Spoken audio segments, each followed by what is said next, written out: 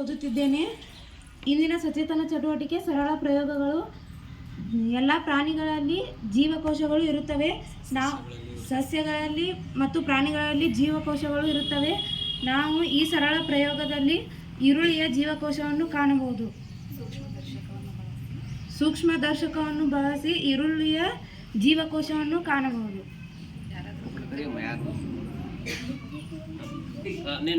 ನೋಡು ಅದ್ರಲ್ಲಿ ನೋಡಿ ಜೀವಕೋಶಗಳು ಕಾಣಿಸ್ತಾ ಇದಾವೆ. ನೀ ಹೇಳ್ಬೇಕು ಅವ್ರಿಗೆ ಹೆಂಗೆ ಕಾಣಿಸ್ತದ ಕಾಣಾಕ್ತಾವಿಲ್ಲ. ಒಂದು ಕಣ್ಣು ಮುಚ್ಚಿ ಹೇಳ ಅವ್ರಿಗೆ ಹೆಂಗೆ ಕಾಣಿಸ್ತದ ಹೇಳಿ. ಈ ಈರುಳ್ಳಿಯಲ್ಲಿರುವ ಜೀವಕೋಶಗಳು ಗೋಡೆಯಂತಿವೆ. ಗೋಡೆಯಲ್ಲಿರುವ ಇಟ್ಟಿಗೆಯಂತಿವೆ.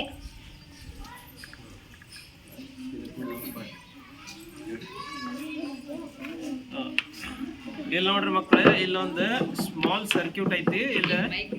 ಇಲ್ಲೊಂದು ಸರ್ಕ್ಯೂಟ್ ಐತಿ. ಈ ಸರ್ಕ್ಯೂಟ್ ಅಲ್ಲಿ ಏನೈತಪ್ಪ ಅಂತಂದ್ರೆ ಕೆಲವೊಂದಿಷ್ಟು ಕಾಂಪೋನೆಂಟ್ಸ್ ಅನ್ನ ಜೋಡಿಸಿದ್ದಾರೆ. ಇಲ್ಲಿ ಒಂದು ಸ್ಪೀಕರ್ ಐತಿ, ಇಲ್ಲಿ ಒಂದು ಸೋಲಾರ್ ಪ್ಯಾನಲ್ ಐತಿ, ಮತ್ತೆ ಅದಕ್ಕೆ ಬ್ಯಾಟ್ರಿ ಐತಿ, ಮತ್ತೆ ಇಲ್ಲೊಂದು ಸ್ಮಾಲ್ ಏನೈತಿ ಒಂದು ಬೋರ್ಡ್ ಐತಿ. ಇದ್ರ ಕೆಲಸ ಏನಪ್ಪಾ ಅಂತಂದ್ರೆ ಇದು ಬೆಳಕಿನ ಮೂಲಕ ಡೇಟಾವನ್ನ ಏನ್ ಮಾಡ್ತೈತಿ, ಸ್ವೀಕರಿಸ್ತೈತಿ. ಇಲ್ಲೇ ನೋಡ್ಬೋದು, ಇಲ್ಲೇ ಏನೈತಪ್ಪ ಅಂತಂದ್ರೆ ಇಲ್ಲೇ ಒಂದು ಲೇಸರ್ ಲೈಟ್ ಐತಿ. ಈ ಲೇಸರ್ ಲೈಟ್ ಕೆಲಸ ಏನು? ಲೈಟ್ ಇದು ಏನ್ ಮಾಡತ್ತೆ, ಬೆಳಕನ್ನ ಹೊರಸೂಸುತ್ತೆ. ಹೌದಾ? ಇದನ್ನ ಈ ಮೊಬೈಲ್ಗೆ ಕನೆಕ್ಟ್ ಮಾಡಿ ಮೊಬೈಲ್ ನಲ್ಲಿ ಹಾಡ್ ಹಚ್ಚಿ ನಾವು ಈ ರೀತಿ ಹಾಡ್ ಹಚ್ಚಿದಾಗ ಇಲ್ಲಿ ಏನಾಗುತ್ತೆ, ಇದು ಲೈಟ್ ಆನ್ ಆಗುತ್ತೆ. ಆನ್ ಆದಾಗ ಇದನ್ನ ನಾವು ಈ ಸೋಲಾರ್ ಪ್ಯಾನಲ್ಗೆ ಈ ರೀತಿ ಹಿಡಿದಾಗ ಅಲ್ಲಿ ಸೌಂಡ್ ಬರುತ್ತೆ. ಈಗ ಬ್ಯಾಟ್ರಿ ಡೌನ್ ಆಗಿದೆ, ಅದಕ್ಕೆ ಕೇಳಿಸ್ತಾ ಇಲ್ಲ. ಈ ರೀತಿ ಹಿಡಿದಾಗ ಏನಾಗುತ್ತೆ, ಸೌಂಡ್ ಬರುತ್ತೆ.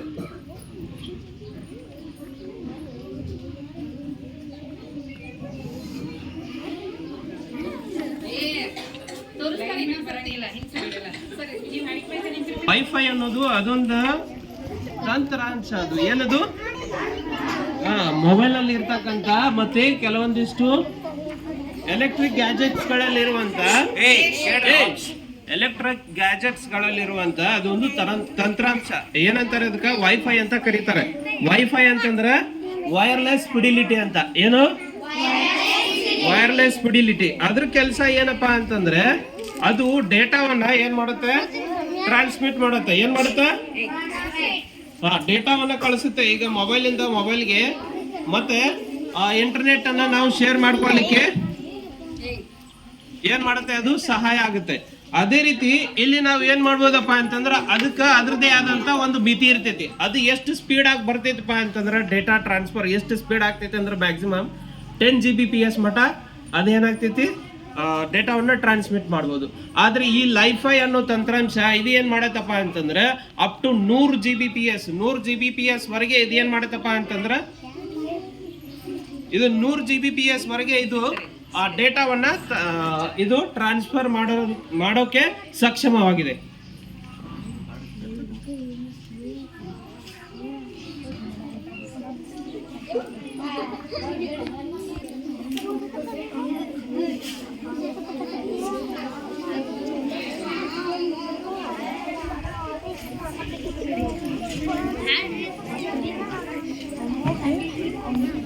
ಕೇಳ್ಸತ್ತೆ ಕೊರ್ಕೊರ, ಆಮೇಲೆ ಕ್ಲಿಯರ್ ಆಗತ್ತೆ ಅದು.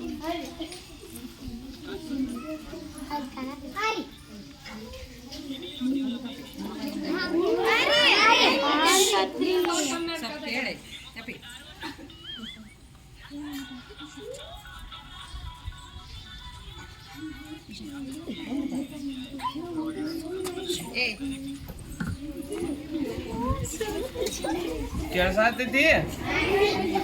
ನೋಡ್ರಿ, ಇದು ಇದರ ವೇಗ ಎಷ್ಟಿರ್ತೈತಪ್ಪ ಅಂತಂದ್ರ ಅಪ್ ಟು ಇಲ್ಲಿ ಕೇಳ್ರಿ, ಇದರ ವೇಗ ಎಷ್ಟಿರ್ತೈತೆ ಅಂದ್ರ ಅಪ್ ಟು 100 Gbps ವರೆಗೆ ಇರುತ್ತೆ. ಮತ್ತೆ ಇದಕ್ಕೆ ಕೆಲವು ಮಿತಿಗಳಿದಾವ. ಏನು ಇದರ ಮಿತಿಗಳೇನಪ್ಪಾ ಅಂತಂದ್ರ ಈ ಸೋಲಾರ್ ಪ್ಯಾನಲ್ಗೆ ನಾವು ಟ್ರಾನ್ಸ್ಫರ್ ಮಾಡ್ತಾ ಇರುವಂತ ಲೈಫೈ ಬೆಳಕು ಅದೇನಾಗಬೇಕು, ಬಿದ್ದಾಗ ಮಾತ್ರ ಅದೇನಾಗುತ್ತೆ, ಅದು ಡೇಟಾ ಟ್ರಾನ್ಸ್ಫರ್ ಆಗುತ್ತೆ. ಆ ಬೆಳಕು ಆ ರಿಸೀವರ್ಗೆ ಬರ್ಲಿಲ್ಲಪ್ಪ ಅಂತಂದ್ರ ಅದು ಏನಾಗುದಿಲ್ಲ, ಅಲ್ಲಿ ಡೇಟಾ ಟ್ರಾನ್ಸ್ಫರ್ ಸಾಧ್ಯ ಆಗುದಿಲ್ಲ. ಮತ್ತೇನಪ್ಪಾ ಅಂತಂದ್ರೆ ಇದ್ರ ಮಿತಿ ಏನಪ್ಪಾ ಅಂತಂದ್ರೆ ಬೆಳಕು ಎಷ್ಟು ದೂರದವರೆಗೂ ಹೋಗುತ್ತೋ ಅಷ್ಟು ದೂರದವರೆಗೆ ಇದೇನ್ ಮಾಡುತ್ತೆ, ಇದು ಡೇಟಾವನ್ನ ರಿಸೀವ್ ಮಾಡುವಂತ ಸಕ್ಷಮತೆ ಇದಕ್ಕೆ ಐತಿ. ಮತ್ತೆ ಈ ವೈಫೈ ಅಂತ ಹೇಳಿದಿಲ್ಲ ನಾನು, ವೈರ್ಲೆಸ್ ಫಿಡಿಲಿಟಿ ಅಂತ, ಅದ್ರ ಮಿತಿ ಐತಿ. ಏನಪ್ಪಾ ಅಂತಂದ್ರೆ ಅಲ್ಲಿ ನಮ್ 7th ಕ್ಲಾಸ್ ಒಳಗ ಅಲ್ಲಿ ಹಿಂದೆ ಏನೈತಿ, ಅಲ್ಲೇ ವೈಫೈ ಅನ್ನ ನಾವು ಹಾಕ್ಸಿದ್ವಿ, ವೈಫೈ ರೋಟರ್ ಅನ್ನ ಹಾಕ್ಸಿದ್ವಿ. ಅಲ್ಲೇ 7th ಕ್ಲಾಸ್ ಮತ್ತೆ ಆಫೀಸ್ ರೂಮ್ ನಾಗ ಅಷ್ಟೇ ಏನಾಗುತ್ತೆ, ಅದು ಸಿಗ್ನಲ್ ರಿಸೀವ್ ಆಗುತ್ತೆ. ಆದ್ರೆ ಇಲ್ಲಿ ಗ್ರೌಂಡ್ ಒಳಗೆ ಬಂದ್ರೆ ಇಲ್ಲಿ ನಮ್ಗೆ ಆ ವೈಫೈ ಸಿಗ್ನಲ್ಗಳು ಬರೋದಿಲ್ಲ, ಆ ವೈರ್ಲೆಸ್ ಫಿಡಿಲಿಟಿಯ ಸಿಗ್ನಲ್ಗಳು ಇಲ್ಲಿವರೆಗೂ ಬರೋದಿಲ್ಲ. ಆದ್ರೆ ಇದು ಏನು ಲೈಫೈ ಏನೈತಲ್ಲ ಸಿಗ್ನಲ್ಗಳು, ಬೆಳಕು ಎಲ್ಲಿವರೆಗೂ ಹೋಗುತ್ತಲ್ಲ, ಎಲ್ಲಿವರೆಗೂ ಸಾಗುತ್ತೆ ಅಲ್ಲಿವರೆಗೂ ಕೂಡ ಇದೇನಾಗುತ್ತೆ, ಈ ಸಿಗ್ನಲ್ ಬರುತ್ತೆ. ಈಗ ನೀವು ಬೆಳಕಿನ ವೇಗ ಎಷ್ಟು ಅಂತ ಗೊತ್ತೈತಿ ನಿಮ್ಗೆ, 3 ಲಕ್ಷ ಸಮಥಿಂಗ್ ಐತಿ. ಸುಮಾರು 1 ಸೆಕೆಂಡ್ಗೆ 3 ಲಕ್ಷ ಕಿಲೋಮೀಟರ್ ವರೆಗೂ ಅದು ಏನಾಗುತ್ತೆ, ಬೆಳಕು ಹೋಗುತ್ತೆ, ಚಲಿಸುತ್ತೆ. ಅಷ್ಟು ವೇಗವಾಗಿ ಇದು ಏನ್ ಮಾಡುತ್ತೆ, ಡೇಟಾವನ್ನ ಇದು ಕಳಿಸೋದಕ್ಕೆ ಇದು ಸಕ್ಷಮವಾಗಿದೆ. ಇವತ್ತಿನ ಈ ಸಚೇತನ ಚಟುವಟಿಕೆಯನ್ನ ಮಾಡಿದಂತ 7ನೇ ತರಗತಿ ವಿದ್ಯಾರ್ಥಿಗಳಿಗೆ ತುಂಬಾ ಹೃದಯದ ಧನ್ಯವಾದಗಳು. ವೈಫೈ ಕೇಳಿದಿರಿ ಹೌದಲ್ಲ, ಲೈಫೈ ಕೇಳಿಲ್ಲ ಸರ್, ಹೇಳಿದ್ದು ಲೈಫೈ ಹೌದಾ, ಲೈಟ್ ಫಿಡಿಲಿಟಿ ಅದ್ರ ಬಗ್ಗೆ ಹೇಳಿದ್ರಿ ಸರ್. ಸೊ ಹೊಸ ತಂತ್ರಜ್ಞಾನವನ್ನು ತಮಗೆ ಪರಿಚಯಿಸಿರುವಂತ ನಮ್ಮ ಶಾಲಾ ಮುಖ್ಯಗಳಿಗೆ ತುಂಬ ಹೃದಯ ಧನ್ಯವಾದಗಳು. ಇಲ್ಲಿ ಪಕ್ಕದಲ್ಲಿ ಏನಪ್ಪಾ ಅಂದ್ರೆ ಒಂದು ಮೈಕ್ರೋಸ್ಕೋಪ್ ಇದೆ.